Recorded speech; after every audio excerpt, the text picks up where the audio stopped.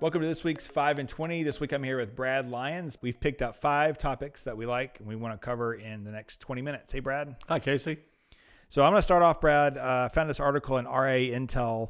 The article is written by Brad Wales. It's an opinion piece talking about how ridiculous the BrokerCheck system can be at times. Let me explain a little bit about what the BrokerCheck system is. So really, everyone should do this with their financial advisor. You really should be going to the BrokerCheck system, brokercheck.com. You can look up your advisor by their name or their firm's name, and then it tells you if there's been any infractions. And the article is really talking about how some people think that the BrokerCheck system has too much information, too much things that are maybe shouldn't be in the advisor's background check. And other times people think that the system is just fine the way it is.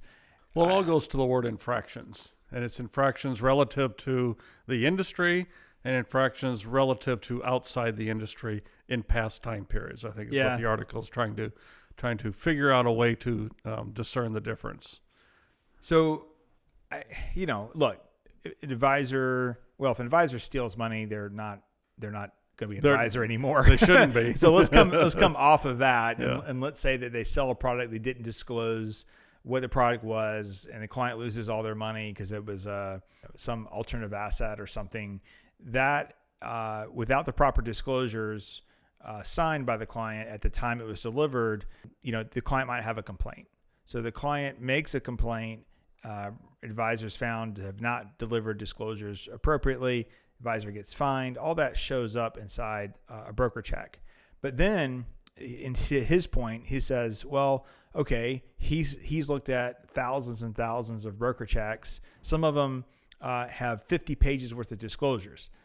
That's not a good scenario. No. But what if it's like a 1 or 2 disclosures, and one of them is in their early 20s, they took something for a convenience store, got caught, got prosecuted.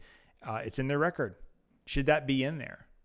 And for how long? And for how long? Right. Another one is the real life example inside the BrokerCheck system was a gentleman got a book at a bookstore. He wanted to buy the book, fully capable of buying the book, steps outside the store to take a call from a family member. And the next thing you know, the police show up accusing him because the shop owner had a lot of trouble with theft. So he gets prosecuted for stealing a book. Right. Even though he's willing to pay for it right there. Right. And what shows up on BrokerCheck is that he was arrested and prosecuted for theft. Yes. Without any explanation. Correct. So it causes him in that situation to review the circumstance each time, but the person that he's reviewing it with may or may not have the ability to check to see if that's true. Right. There's no checking system to see if the checking system is giving all the information, which in this case is the broker themselves. I read the article, and I think I understand the intent, but I don't know. I mean, this industry has such a low barrier to entry. Anybody become a financial advisor almost overnight. You take one test, you pass it. Test has nothing to do with about the products or investing. It's mostly just about regulatory stuff. And then all of a sudden you're an expert, but you're not an expert, not an expert at all. So the issue that I have is I feel like everything should be disclosed, but this is coming from me who has a clean record. You have a clean record. Everyone here at our firm has a clean record. I wouldn't hire anybody who didn't have a clean record of anything. Right. Right. So maybe I'm coming at it from a very high, we're better than the best. Well, you're trying to keep the bar high here at least. Yes. But I don't know. And there's nothing wrong with that. We're not going to solve it in a 4-minute conversation about it. But I think the important thing is that you should be going to BrokerCheck on your advisor, and you should be looking. If you're interviewing advisors, you should be going to BrokerCheck, put their names in, look up their firm. I mean, we have a great example. Even the biggest firms have infractions. Charles Schwab and Company just got fined hundreds of millions of dollars. This Robinhood brokerage system got fined $72 million. That's going to show up on BrokerCheck for somebody who looks. But when you, an investor wanting to open an account at a brokerage firm, who do they ask? Yeah. Who would they call and say, gee, can you tell me more about this $200 million fine that you're having to pay? And what does that mean to me as opening an account? So an investor who's looking at an advisor and interviewing them for getting financial advice should use the BrokerCheck system, but they should use it in advance of the initial interview. So if there are infractions and you want to learn more, you can ask. Yeah. But in checking afterwards, although it's still a good idea, it's difficult to call back and make that question, come for yourself. And it can be kind of awkward. Yes, and maybe even read it and don't even do the appointment, honestly. Yeah. Some of these things. There are certain firms, very large firms, in almost every small town in America, almost every advisor, if they've been there more than 5 years, is going to have an infraction because their sales practices are so aggressive. Mm-hmm.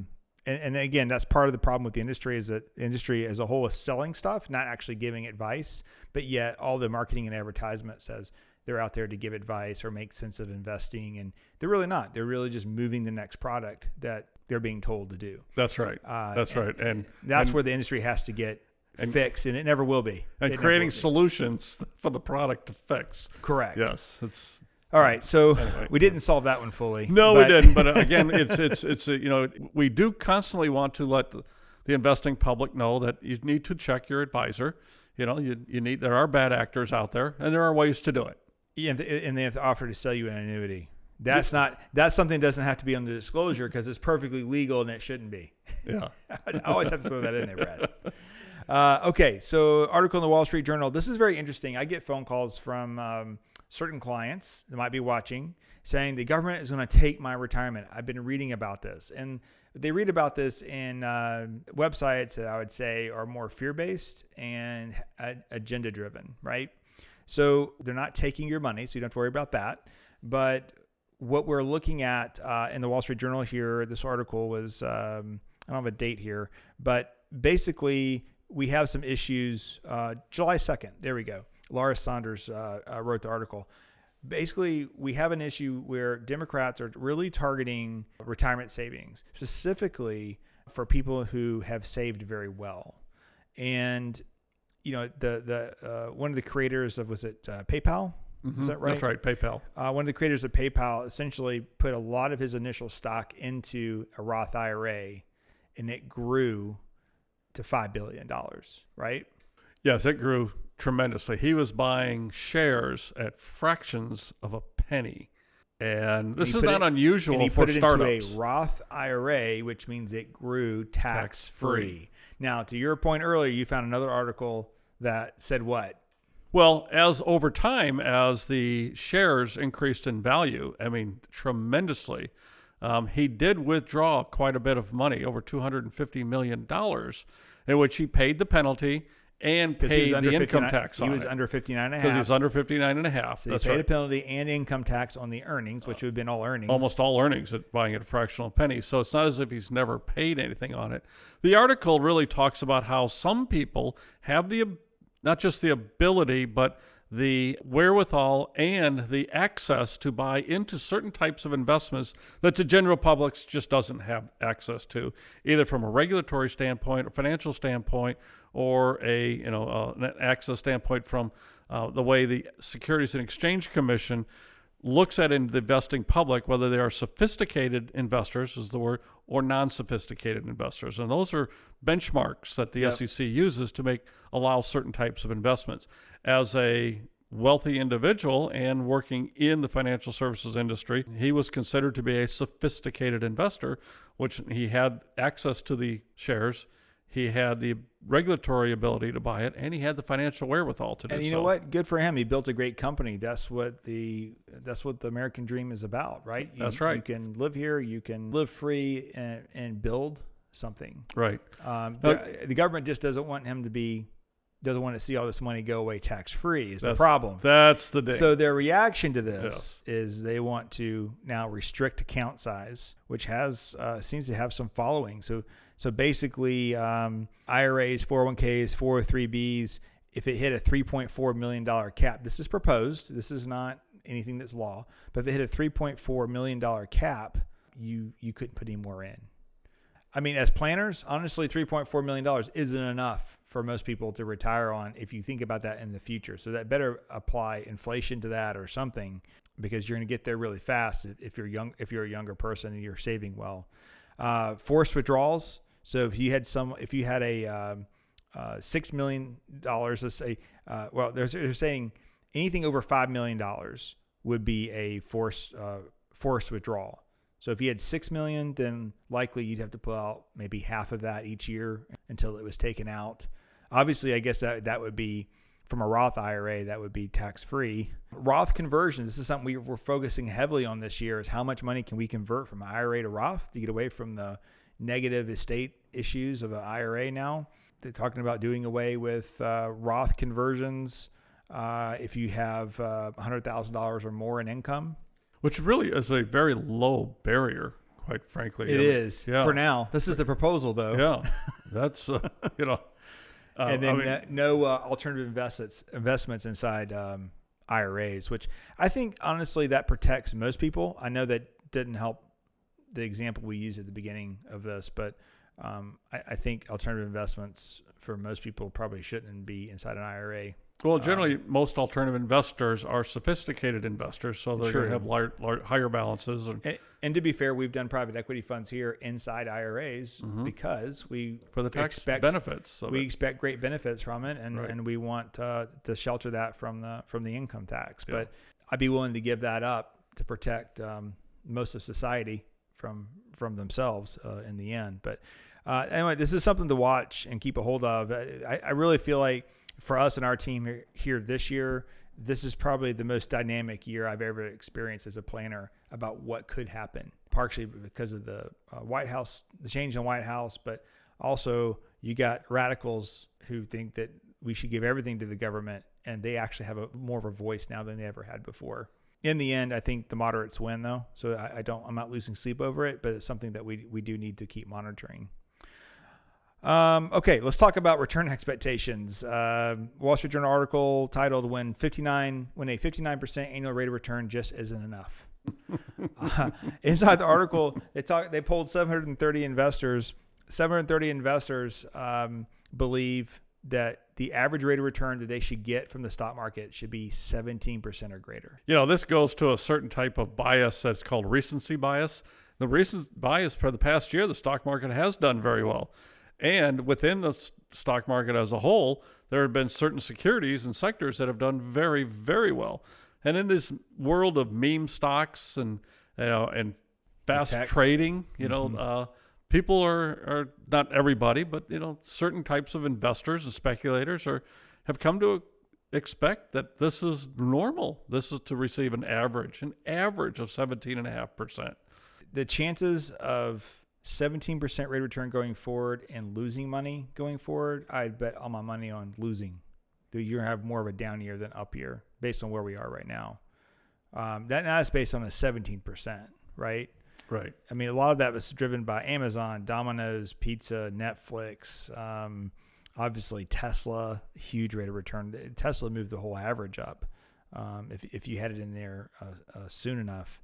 But the bottom line is a lot of people are predicting 4% rate of returns per year going forward. Right. Long-term capital market assumptions have come down, given the fact that you have your price earnings ratios are higher as they've been for many, many years. You have expectations for stocks to revert towards the mean. And in the mean, it's been higher than the mean recently. So there is a very good chance that as planners, we need to manage our investors' expectations. I think I should say it in that way. It'd be best because we actually spend a lot of time trying to talk about what is the expectation for a portfolio related to a financial plan, and what's the best way to create a portfolio to do that. And within that, you have to manage the expectations of the investor, saying that this is the real objective, is to achieve the required rate of return. Right. Right. And in financial planning, you should use that lower number, and then in actuality, and be conservative. You want to be higher on your actual rate of return. But there's a lot of people that are set up to be disappointed. I hope they're not long-term investors, because they should not be invested the way these day traders are. And hopefully the 730 people that polled know how to take gains and protect from the downside. Let's hope so. All right. So let's shift here. I had to throw this in, Brad, because I think ESG as an investment strategy is a little hocus pocus. This year, if you're looking at the iShares ESG Large Cap Fund versus, and we can show it right here on the screen, versus the S&P 500, they're running neck and neck with the S&P beating right now by a small margin beating ESG funds, the ESG fund, large cap here in the U.S., one of the larger ones. Right. So here's my point, and so it's not just beating the average of it's beating it plus having to overcome the fee differential in order to do that. Well, no, because there's no fee differential. Because the S&P is only 4 basis points, right, or 0.04%, right, and it's 15 basis points. So ESG has a headwind to it. IVV has a tailwind, right? Right. So what we're looking at is a situation which I've been saying all along, is that ESG did well in 2020 as a rare event, and basically BlackRock and other companies are using ESG are using it as almost propaganda. Because if you have similar performance, IVV is costing the consumer less. Right. The S&P 500 is costing the consumer less than ESG investing, which is underperforming currently. But BlackRock is making, 5 times, 4.5 times the money on ESG? ESG in itself is great. The concept is great. But from an investing standpoint, I feel like consumers are getting taken, because the S&P 500, of those 500 companies, who's not doing anything on environmental, social, and governance? That's right. Name me 10 it's companies. happening within the index itself. All the companies are moving towards in that direction. All those companies are moving toward, because they will probably want to be included in the search results for that. Now, direct indexing or custom indexing, that's a different story, and you can really pinpoint which companies you want to support or not support. But when it comes to out of the box ESG versus IVV, if you're in an ESG fund, it doesn't make sense. It's not going to outperform going forward. It just won't. It's going to perform just like the S&P 500 or worse.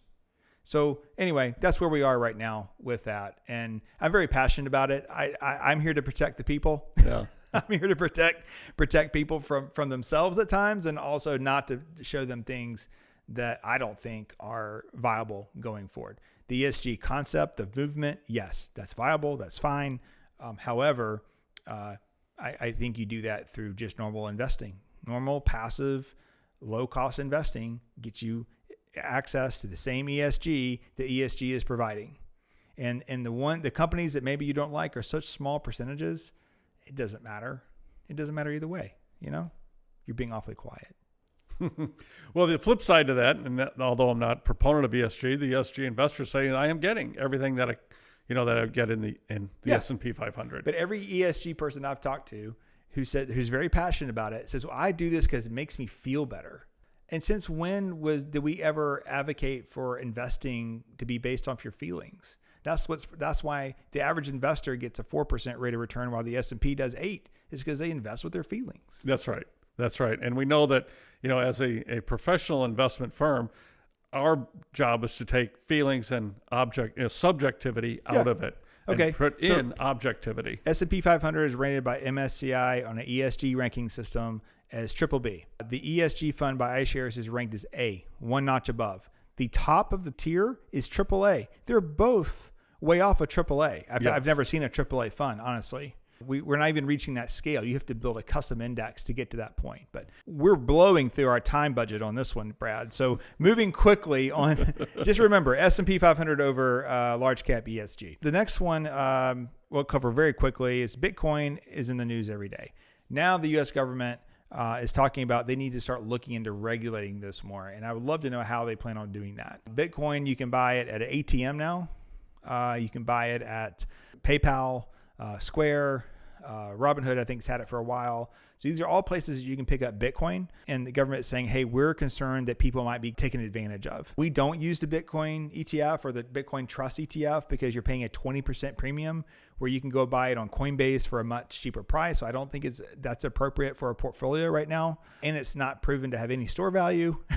Right now, we have a whole podcast that will launch on this in a week or so. I find that interesting. I wonder how they plan on doing that, because I don't know that Bitcoin's really the problem. I think it's these other outliers that are a bigger issue.